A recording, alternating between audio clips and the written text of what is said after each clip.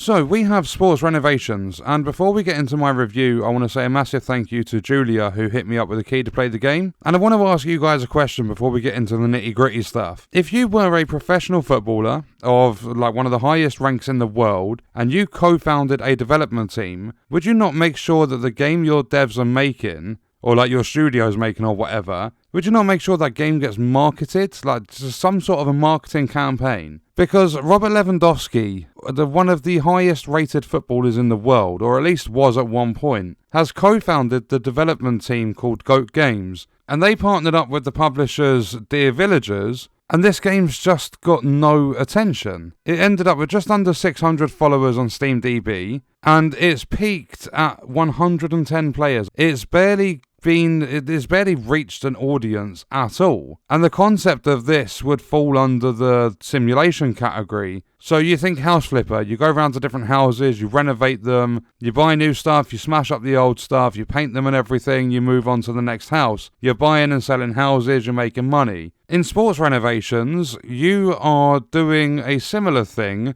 but instead of houses, you are renovating different sports arenas. So you'll have things like a boxing gym, then you'll have a climbing gym, then you'll have a swimming centre or a swimming pool. So this game would appeal to a lot of people. However, barely anyone has touched it. There's been no marketing for this game whatsoever. I mean, I did receive a free key, so there's at least been some emails going out. But then that means the public marketing is even worse, because 110 people, I'm pretty sure I'm not going to be the only one that would have taken a free key for it. So let's just say 80 people have concurrently played it at its like all-time peak. And yes, that's just pure estimate, but that's not a lot of people for a game like this. So it's absolutely baffled me. But is it worth buying Sports Renovations? This is a very, very expensive game for its kind, and when you start this game, you are put into your office, and your office is basically above a basketball court, and you will eventually have to,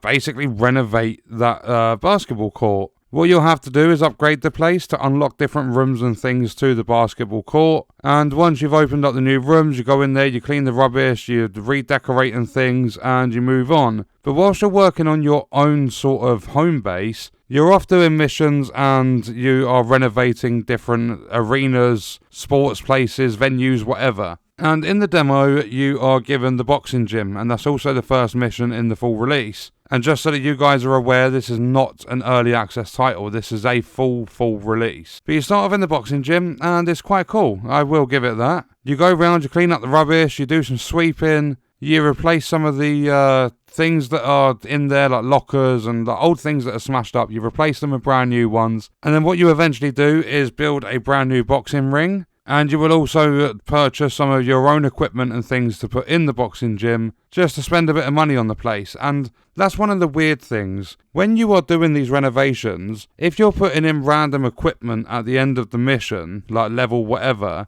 you are spending money on that equipment. So it's going to tell you, buy new equipment, and you'll have like $0 out of 1,000. You'll have to spend $1,000 to complete that objective. But when it comes to the special equipment and the boxing ring, it's all free. So you go into the shop, you go to special equipment, you purchase that, like all the different parts for the boxing ring, and you don't have to pay $1. So it's a little bit weird on that front. One thing I really, really love about this game is when you are picking up the trash, it's not a single click pick up one item. You hold down and it's basically like you've got this invisible magnet or this invisible hoover, because you can just hold down your mouse, walk around, and it picks up loads of trash. I really, really like that feature. But then the game sort of starts falling short after that, because you move on from the boxing gym, you open up some spaces, like you basically get the main field or the main court in the basketball arena. You get to do some work there, and you're actually forced to do work there to unlock the next mission. The next mission takes you in, and it's a climbing gym. And this is where the problems started really showing themselves. And one of the biggest problems is, in order to get new tools, typically what they would do in a game is that you would earn money from the jobs, you would spend some of that money upgrading your tools, or you would earn XP for doing your jobs, you would level up, and you would get skill points for each level. Those skill points would be used to unlock upgrades. However, the way they do it is the further you make it into the game, the more tools you unlock. But they are going to give you each tool when they see fit. So after doing the boxing gym, you're going to get the upgraded, like, scrubber or whatever, like jet wash. You start off with a jet wash. I actually broke the thing, which I thought was quite cool. I ended up scrubbing a dirty toilet wall with a sponge. But after the first mission, you get to upgrade that. Then after the next one in the climbing gym, you move on to a swimming pool.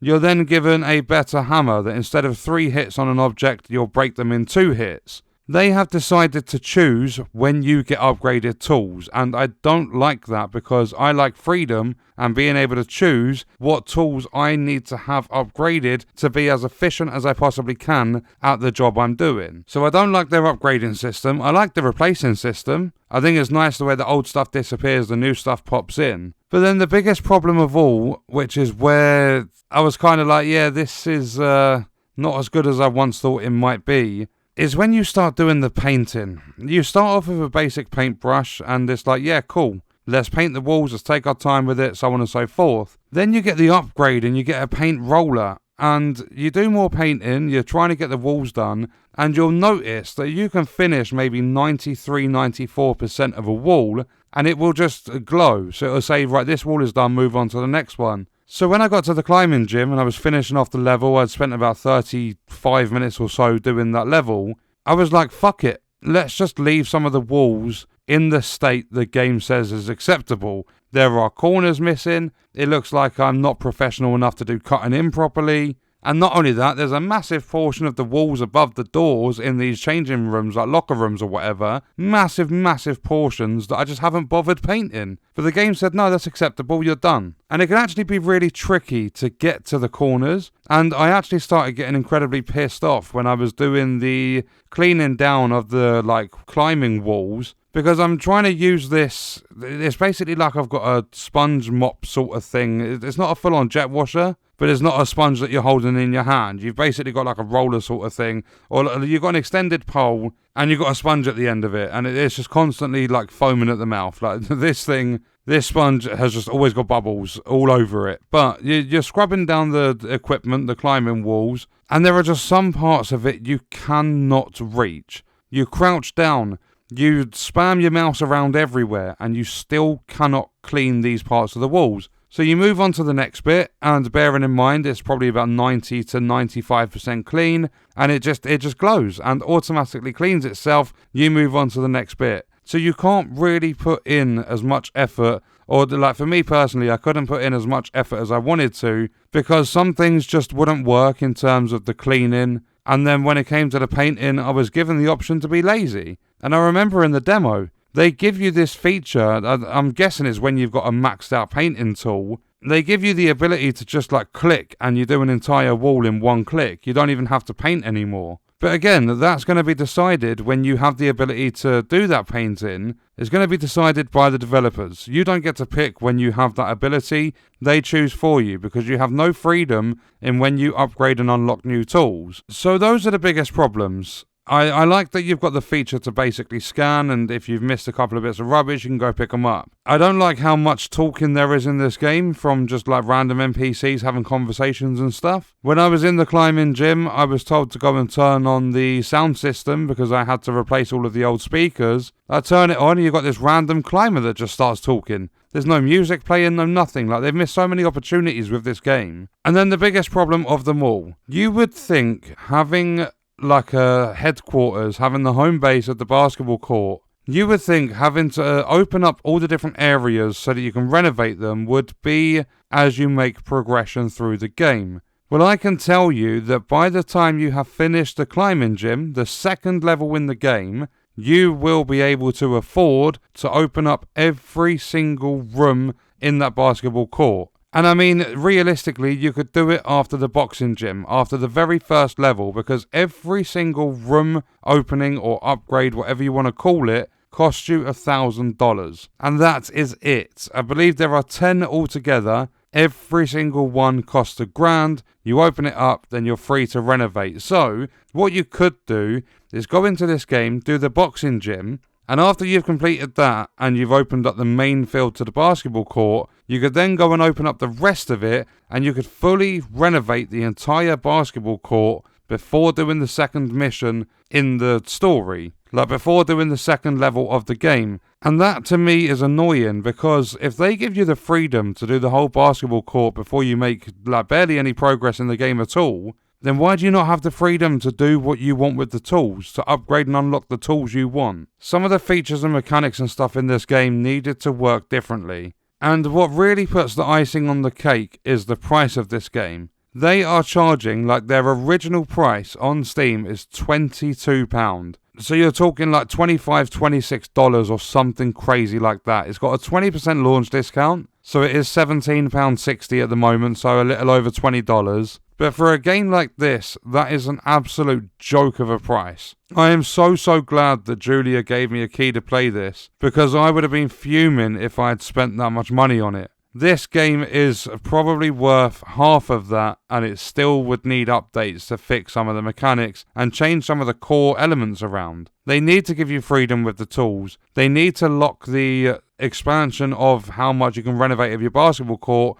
behind progression. It's just things like that should, I think, personally, that should come as a no-brainer for a development team. Even if you're trying to be different, that trying to be different in this situation is the wrong trying to be different. If somebody is playing a game about renovation, they want freedom in what they are unlocking, which tools they're using more often, so on and so forth. There are some really good mechanics in this. I absolutely love the ladder. You place your ladder down and you can actually press E and you can extend the ladder. So you can make the ladder go higher so you can reach higher places. I think if there was a little bit of a downfall with the ladder, it's you can't just pick it up and move it. You hold E, it goes back to your inventory. You have to bring up your radial wheel to get the ladder back out. But it's an extended ladder. I thought that was a really cool touch. And there are some other things, like the way you pick up the trash, and I like some of the things that you can actually place in these arenas. But that's another thing they missed out on.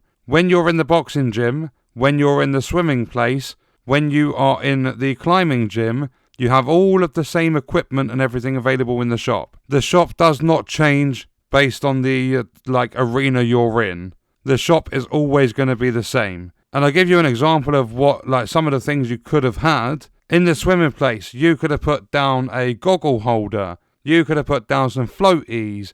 You could have put down armbands. But instead, you can put down weight racks, or you can put down benches, or you can put down exercise bikes. And then for the climbing gym, you could have had a place where you go and chalk your hands. You could have had a little area where you've got the things that actually go onto the climbing wall to where you make your own climbs. It seems as though they built the shop around the boxing gym, and it never changes. Nothing new unlocks, and it doesn't matter what venue you're at, it's all just the exact same stuff, and they don't have different things for the different arenas. They pretty much just have some exercise equipment. So to say I'm disappointed with this game is a little bit of an understatement, especially because a professional footballer of a high ranking, co-founding the dev team behind this, has had no marketing, and there are features that should just not be in the game. There are some features that should be that are missing. I kind of expected a lot better from this game. It was okay to play. When you're doing the actual renovating, it's not bad. But for this style of game to have absolutely no marketing and then to work the way it does, to answer the question, is it worth buying Sports Renovations? No. At least for the foreseeable future. If they drop the price, release some updates and change some features around, then yeah, I would say it is worth buying. But with it being a full release, in its current state, the answer is no. I do not recommend you buy Sports Renovations. And what we are going to do is leave that video there. I will see you guys in the next one. I hope you enjoyed it.